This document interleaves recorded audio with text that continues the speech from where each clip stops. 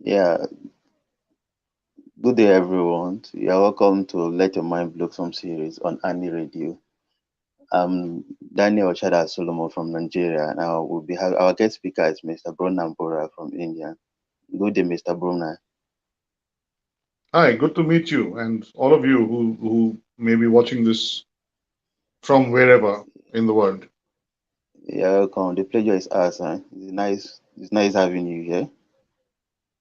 And Thank you today so we'll be much. discussing. Pleasure is You're all mine. welcome. You're welcome. Today we'll be discussing on the topic language, mind, and power, and why India must achieve linguistic equality. Hello. Um, yes, Yeah, ask me. considering I'll answer yeah, questions to the best of my ability.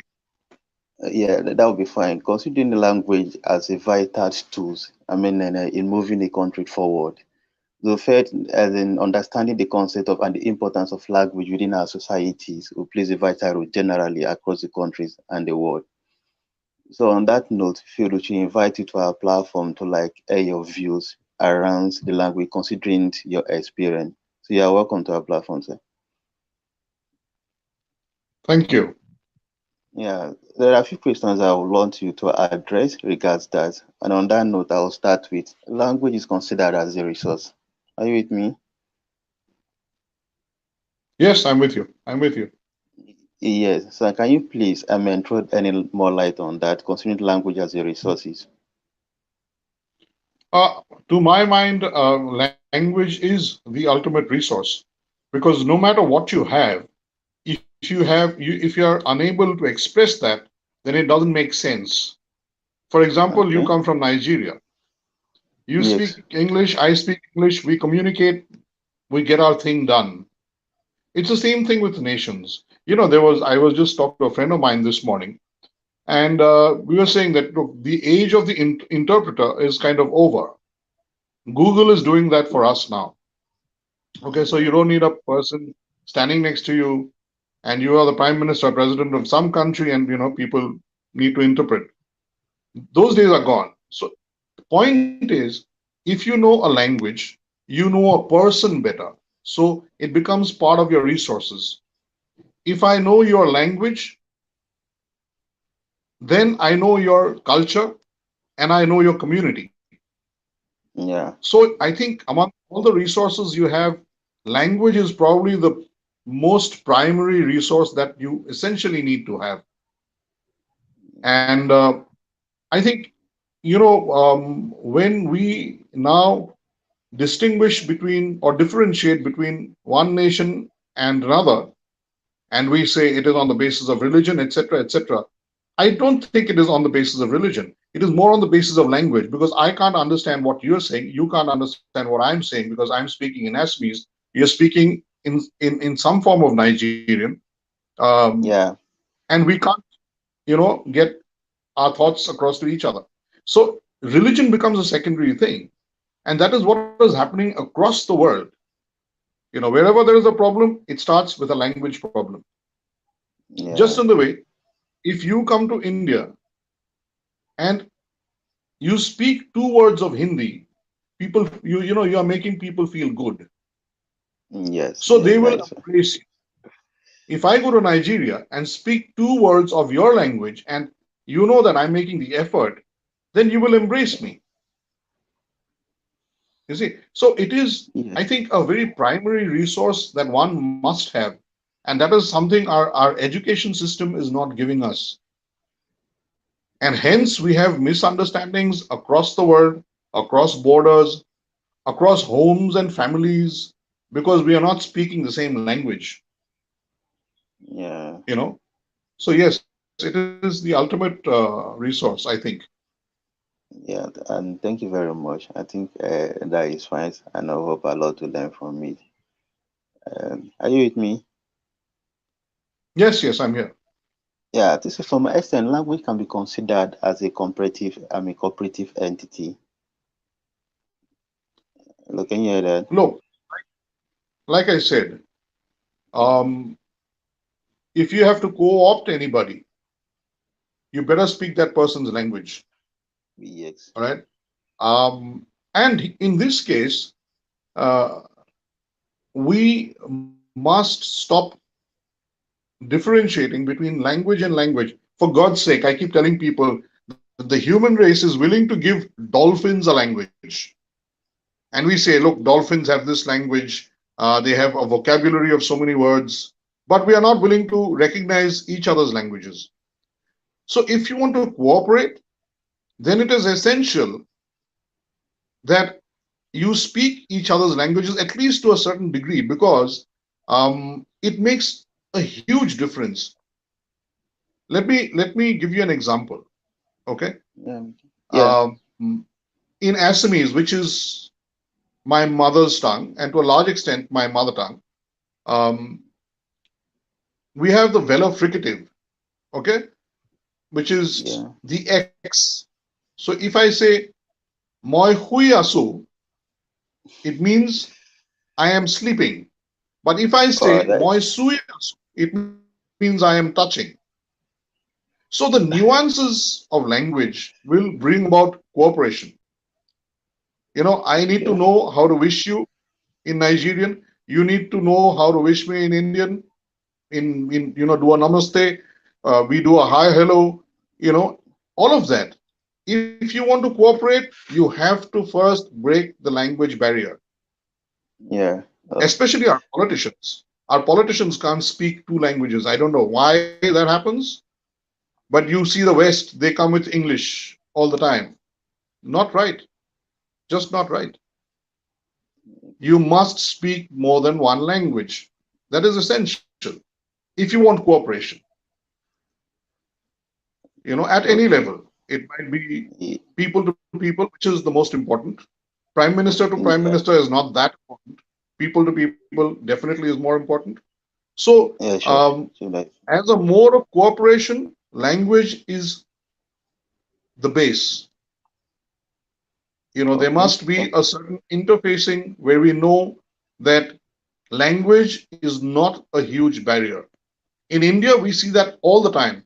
Where I come from, this is the northeast of India, language changes every 5 to 10 kilometers. Wow. Okay. That is good. And yeah, and if I go to Nagaland, all right, if you've heard of this place called Nagaland, I need to speak Nagamese. In Assam, I speak Assamese, I speak Bengali. There is a language called Sylhet. Now, a lot of people will tell you it is a dialect, which is a very insulting word to use. It is a form of Bengali, but dialect is a word I find offensive because that cuts down on my cooperation with somebody. So if I can speak Wow. Sylheti, if I can speak, if I can speak Hindi, if I can speak English, then it brings about cooperation. That's the big thing. Yeah. Thank you. Thank you. From your explanations, are you with me? Yes, yes, I'm with you. I'm with you. Yeah. From your explanations regarding the vital role language plays, it can be concluded that language is a powerful tool one can use to drive, I mean, in driving the society politically, socially, and morally. So can you please throw more light on that, on how language can be used as a tool in driving our social morals and lives within the Uh, society? you know, um, if I deal with the moral part first, okay, Yeah, yeah. we attach morality to a lot of things. I personally do not agree with it. All right. Okay. If somebody tells me prostitution is morally wrong, I will not agree with it. All right. But Yeah, I'm with you. look at this scenario. We attach morals to a lot of things. We attach it to prostitution, for example. Now, people are trying to change the word prostitution to sex workers, right? So there is now a slight change in language because we want to give prostitutes a certain feeling of respectability. Again, I disagree with that for the simple reason that you should be able to respect a prostitute as a prostitute. I don't need to call a prostitute by another name just to respect that person. If somebody digs a grave, that person is a grave digger. Yes. All right. I don't have to call that person an undertaker just to respect that person because that is disrespect. I don't need to change your name to respect you. You don't need to change my name to respect me. Wow, nice. So that's the moral problem we have with, you know, which language can sort out. All right. And where I think we are misinterpreting language itself by doing such things. Then you're talking about it socially. All right. Yes. I think in Yeah. society, the moral side and the social side are fairly intrinsically connected. So what happens within a home morally when your parents tell you this is the right thing to do, that is the wrong thing to do, that will then amplify into your social atmosphere. Okay, and that is how a society runs. If you are not allowed to speak in your house very loudly, and you are a politician or you just go out, you will not speak very loudly. But if you are a person who's always shouted at home, you will probably shout in public, Yeah. right? So, Yeah, I'm with you. language is a social thing. We communicate socially, we communicate person to person, and society to society, and within societies. And the discourse and the narrative will depend on the kind of words we use, on the tone, the tenor, all of that. You know, Yes. um, you know, any word can change with tone. If I can say hello Solomon, it means one thing. I say hello Solomon, that means something completely different. It's another thing. And I say hello Yes. Solomon, that is grim, Yes. right? So language and tone and tonality will make a huge difference socially, which is why I can be very nice to you, use the right words, but I can be terribly, terribly rude with you. I can say, Solomon, you're a great guy. That's a nice statement. If I say, Solomon, you are a great guy, then there is a note of suspicion in it, right? And that Yeah, is yeah. what people do socially. It extends socially, where people get. That's how we have this word called sarcasm. I can say, oh, Solomon, you are a great guy. And you'll tell your friends that this Pranab Bora character I met out of India was so sarcastic. But I call you a great guy. Yes. You see, it's like Julius Caesar, Brutus is a good man. It's like that, the meaning changes. So language socially is hugely important, and politically it is the most important thing ever. It Yeah. is the most important thing ever because you are trying to represent a set of people and not just yourself. So if you have to take the thoughts of a set of people, you need to have the responsibility to be able to express their thoughts on a public platform because That is great. leaders are not supposed to lead, leaders are meant to be led.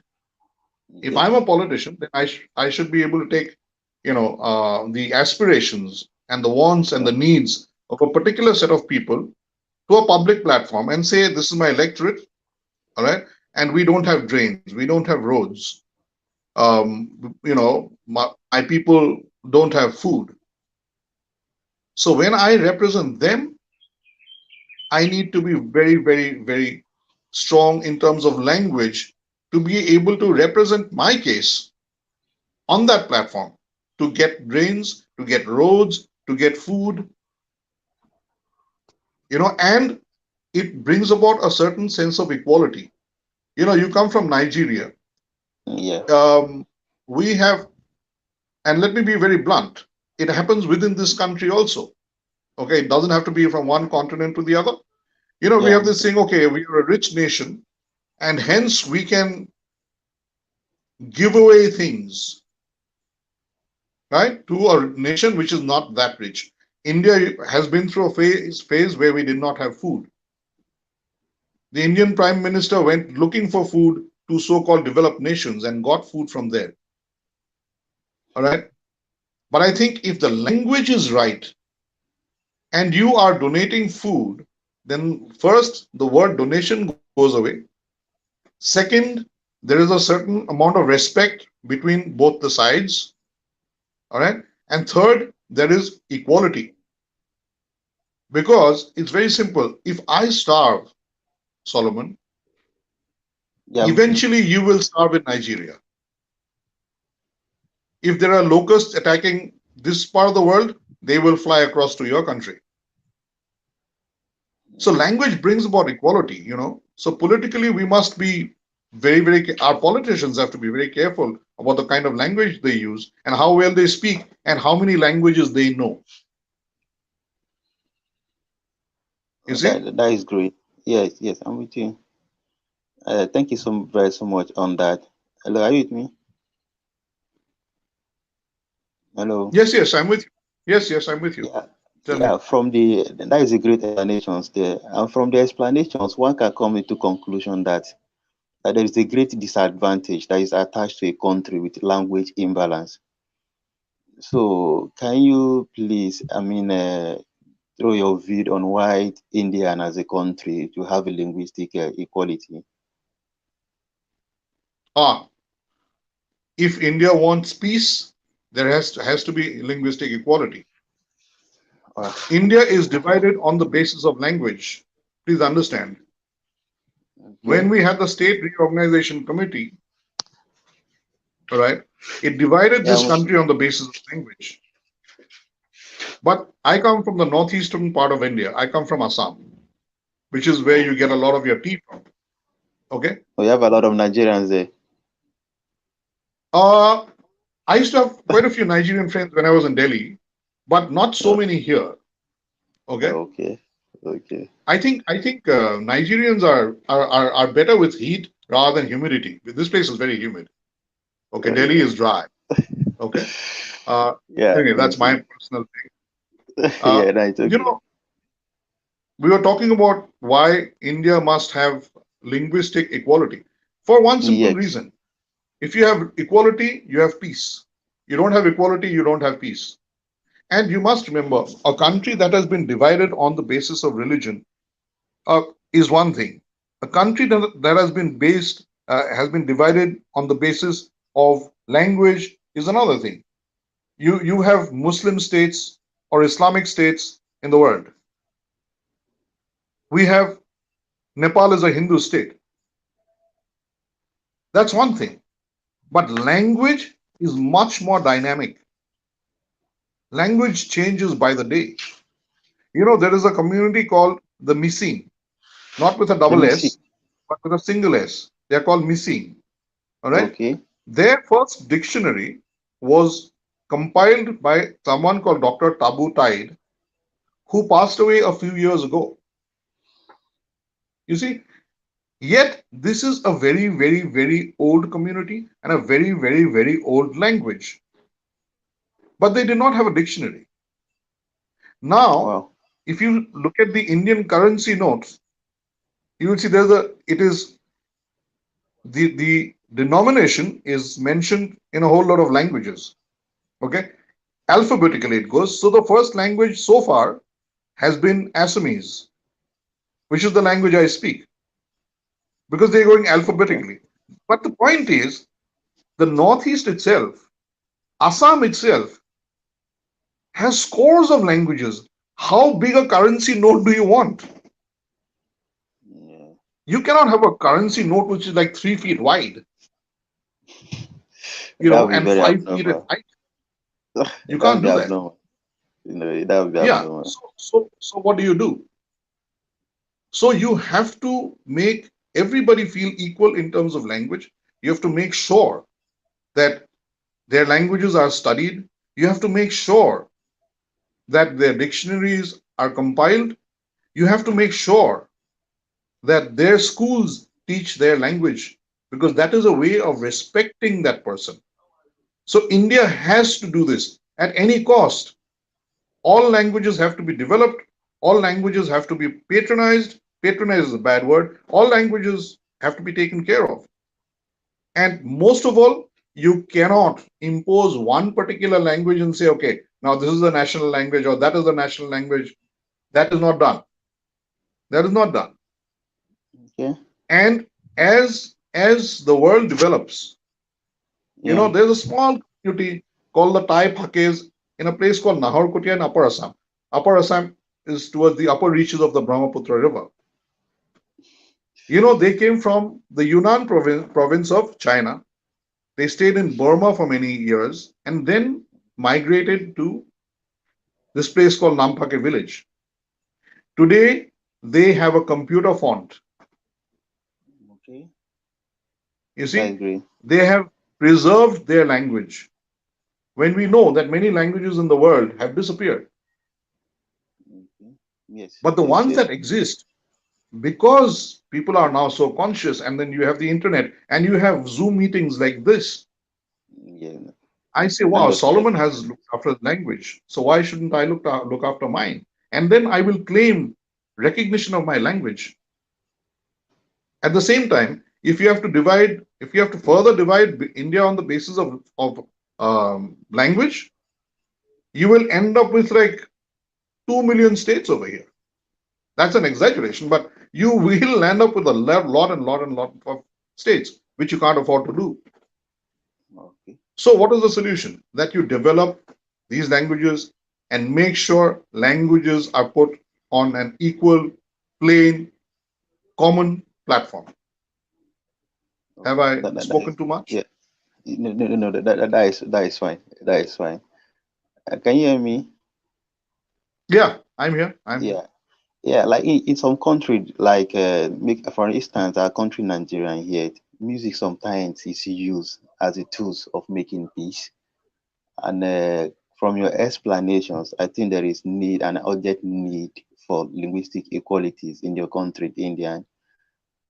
So, can you please, from your experience within the music industry, can you please, explain how music can be used as a tool to influence in achieving the linguistic equalities within your country, India? Look, um, so far as linguistic equality is concerned, I think it is not just an Indian thing. It has to be across the world if you want Yes, peace yes, in the world. That's number one. yes, yes, yes. That Number is good. two, so far as music is concerned, all right, uh, just like language, music is basic sound and it has a tempo, it has a rhythm, right? And you take a melody and you add words to it, it becomes a song. Then you add your instruments to it,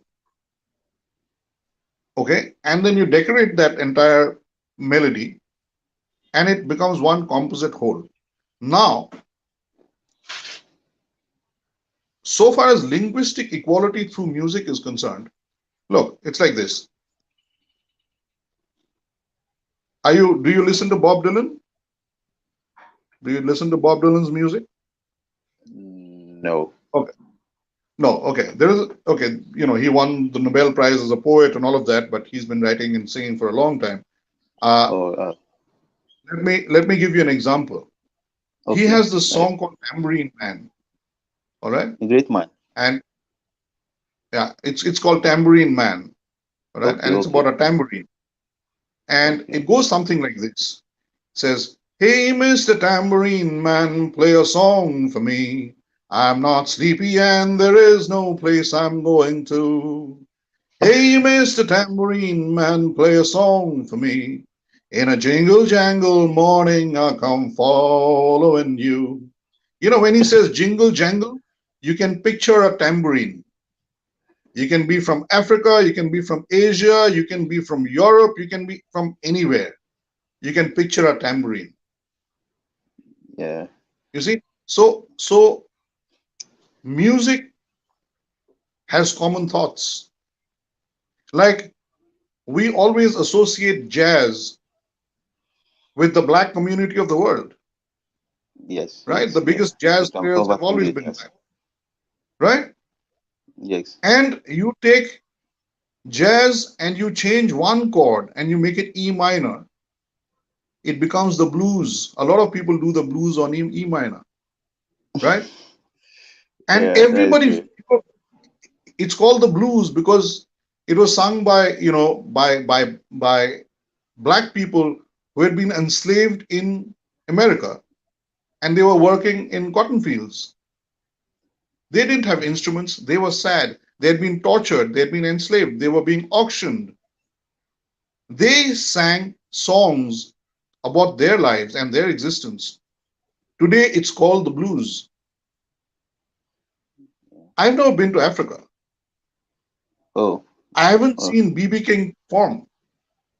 I've seen him on YouTube. I've heard his music. yeah, But when I hear his music, I know there's a tinge of sadness to it. Okay? And it has yeah, come down the ages. All right? So I think language yeah, and music, because words also have a rhythm, music has rhythm, yes, right?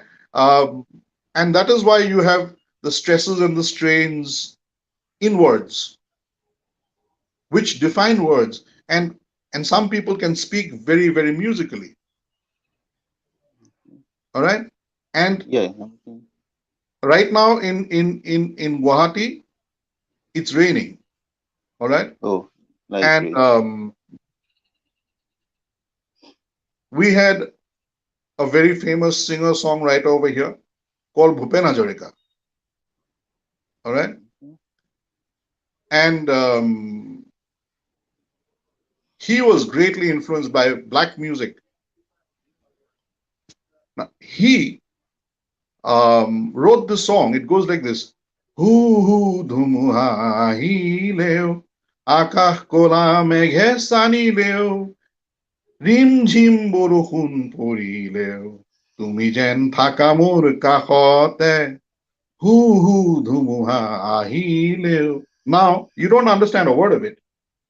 But But if I tell you, I almost ask you not to stop because you have a nice voice there. oh, thank you so much. But Yeah, I'll tell you, yeah, when I tell yeah. you hu dhumuha, dhumuha is a storm.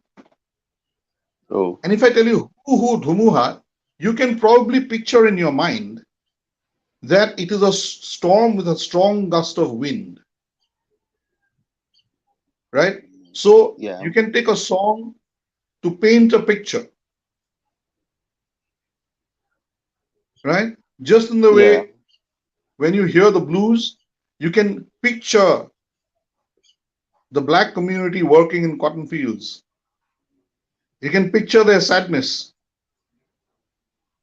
You may not have met them, it's just a song you can hear. Yes, But you stretch it across the world and it brings about equality, it connects people. Language plays the same thing. If somebody speaks beautifully, that person is connecting people. You have this African language which Trevor Noah speaks. It has that click in it. You know, yes, every time he speaks that language, yes. I'm I'm I'm amazed at how beautiful this language can be Oh, thank you, and how he speaks it. thank you. And it must be very difficult. Yeah, yeah, sure. Difficult for me, At but least so easy for to him. foreigners. So easy. So yes, um, if you are doing the right kind of music, um, you are doing the right thing for the world. Church music, I take it, going by your name, Solomon, you're a Christian. Church music today unites so much of the world, doesn't it? Yes, it does. It does, right? Yeah, And the communities are so different. Choirs unite so much of the world, but the communities are so different. yeah. The Northeast has a Church of England. We are in the northeastern corner of India where we have the Church of England. We have Christians of all denominations here. But the choirs, I can tell you this, The Mizo Christian Fellowship Choir, Mizoram is a state in the Northeast. Okay. Mizos are the community. Mizo basically means Highlander. They have the loveliest voices, and their choirs are amazingly good. Wow. I can't wait to hear from them. You see, they're amazingly good, and you will identify with it. But you've never been here. They've never been there, maybe, but they connect on YouTube. And you say, Oh, look, they are my people. And they'll say, look, Solomon is yeah. our person. Yes. So there is equality, and there is love, and there is brotherhood. And it's done through Okay. music. Yeah. That Yeah. is great. Thank you. Thank you so much for that. Before I go to the next questions, I would like to remind you again of our topic: the language, mind, and power. Can you hear that? Yeah, I can hear you. Yeah. Yeah. So, and can you please Language, mind, and power. explain? Sorry, you say what? Okay. I Yeah. think we've already done half an hour, so we're running short of time, right? But Okay. very quickly, you know, Yeah. Can you very quickly? Can you please throw more light on the interconnectedness between that language, mind, and power? Since we're running out yeah, of time. that's what I'm getting to. Um, Okay. if you think you need to speak, it may be audible language, it might be sign language, it might be language with your eyes, but you need to communicate. Yeah.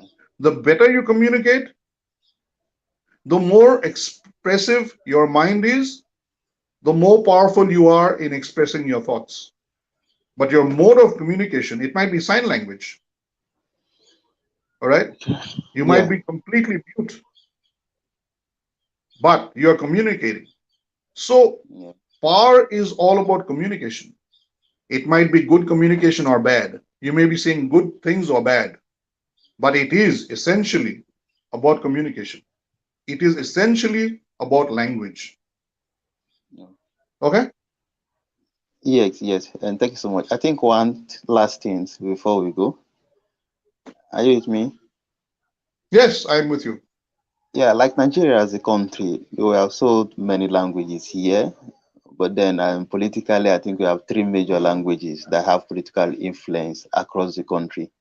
Yeah, is there anything or such in India? Is there anything like, major languages in India that think have more advantages in politically compared to other?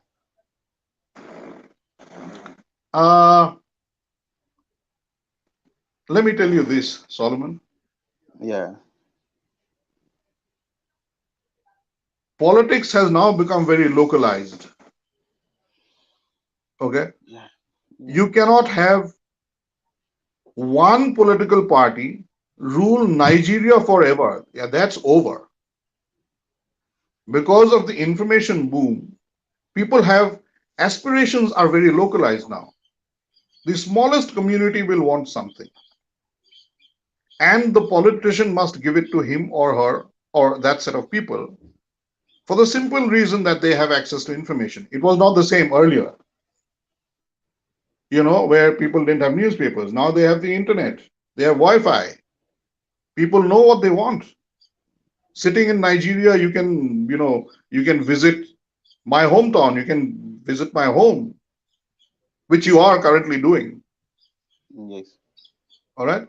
So, Yes. so no matter how many languages you speak in Nigeria, if any politician believes that his or her party will rule Nigeria forever, completely wrong.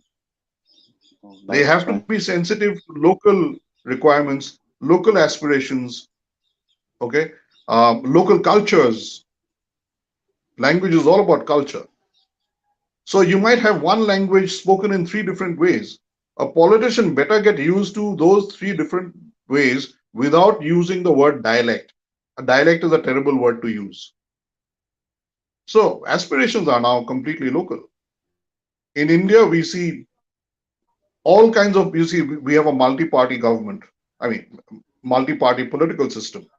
So we have scores of political parties based on what? On local aspirations, right? So that's how it's going to be in Nigeria. That's how it's going to be across the world. Wherever you've had dictatorships and single party rules, they have disappeared. or are in the process of disappearing? Have I answered that?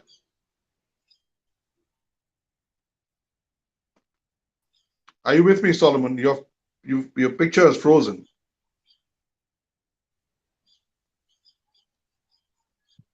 Hello. Hello. Yeah, I can hear you, but your picture has frozen.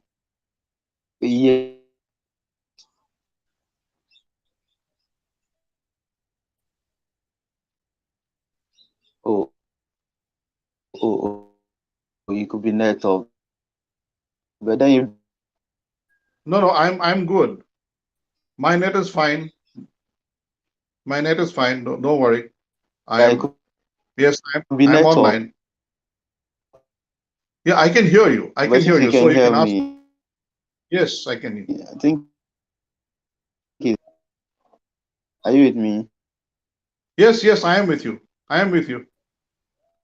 Your picture is frozen, but I am with you. Your picture is a little slow. There's a lag there. I'm with you.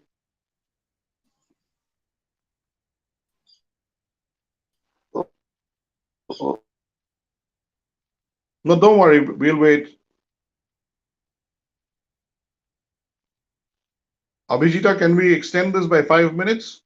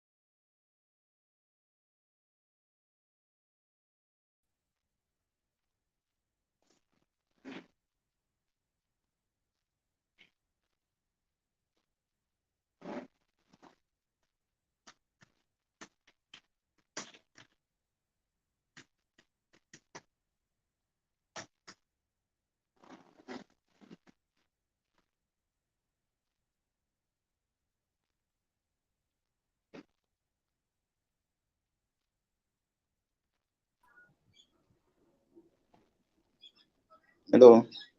Hi. Yeah, Good sorry, to the have you network. back. You're No, welcome. no. Why are you sorry? Don't Yeah, be sorry, please. like the network was bad, kind of, and No, it's when I okay. wasn't Don't hearing worry. you. No, Oh, don't. okay. Please don't apologize for the internet. It's not your fault. It's the internet's fault. Yeah, that is fine. It's all over. Yeah. And yeah, thank you so much. You've done great justice to all the questions being asked. And me personally, I've really learned a lot today, and I hope people out there will learn as well. Hello. Thank you so much for having me. Eh, Wonderful set of questions. The world is a small place, so we will meet offline, as they say, yeah, sooner than later. hopefully, And and that'll be thank you, Solomon. Thank you, Abhijita, for making this happen. I'm so grateful. So I Yeah, guess we okay. say bye now. Yeah, thank you very much. Thank you so much for your time. The pleasure is ours. Sir. Thank you. Thank you so much. Yeah, Thank you. yeah, Really thank appreciate it. Thank you, Abhijita. Thank you, Solomon. Bye, yeah. everybody. Bye, sir. Bye. Thank you. Thank you.